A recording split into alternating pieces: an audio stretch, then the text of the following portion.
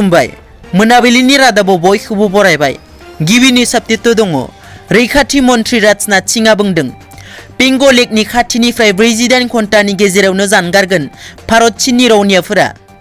दिनै सदनाव भारतनि रैखाथि मन्थ्रि राजनाथ सिंहआ बुङो दि फैगौ 48 घन्टानि गेजेराव चीन आरो भारतनि रौनियाफोरा बेंगल लेकनि खाथिनिफ्राय जानगारलांगोन होननानै। रैखाथि मन्थ्रिया फोरमायो दि चीन आरो भारतनि गेजेराव मोनसे गोरोबथा जादों आरो बे गोरोबथाया भारतनि जेबो खहा खालामा होननानै। नैथियाव दङ तेजपुरनि जोंसार बाग्लारिया बेस्ट प्रमिसिं प्लेयार बान्था मोनदों। मोनसे गोजोनथाव खौरां। तेजपुरनि थागिबि जाखांफु हकी गेलेगिरि बर' फिसा जोंसार बाग्लारिया नगावनि गेरुवाटियाव खुंनाय जिथि अनुस्टास अल आसाम जुनियर मेन इन्टार डिस्ट्रिक्ट हकी चेम्पियनशिप 2021 आव बेस्ट प्रमिसिं प्लेयार बान्था मोननो हादों।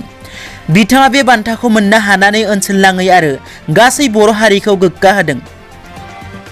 थामथियाव दङ लरेन्स इस्लारिया UPPL दोलोआव जयेन जाबाय।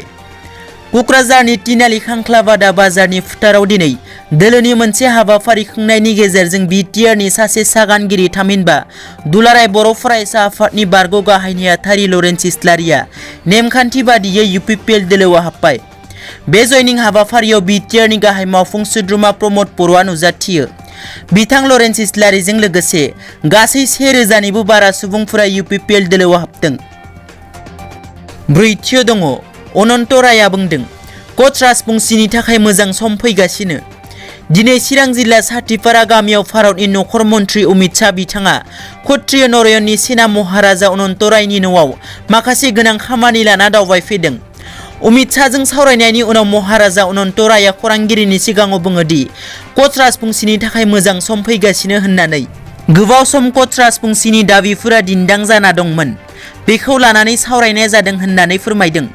लोगोसे कच राजबंशीनि गासै दाबिफोरा थाबैनो रिलिज मोनसिगोन होननानै बिथां अनन्त रायआ फोरमायथियो। बाथियाव दङ प्रमद बर'आ बुंदों BTR आव गोग्गो बार आरो भिटामिनफोरा फैगासिनो दं।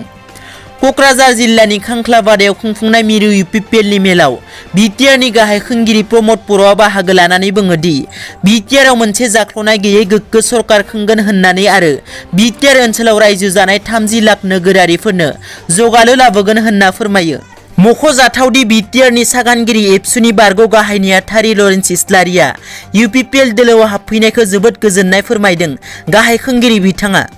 आरो मिरु नखर मन्थ्रि अमित शाहआ चिराङाव फैनायखौ गोजोनै बरायनायजों लोगोसे BTR आव गोग्गो बार आरो भिटामिनफोरा फैगासिनो दं होननानैबो बुंबावो BTR नि गाहाय खुंगिरि बिथाङा।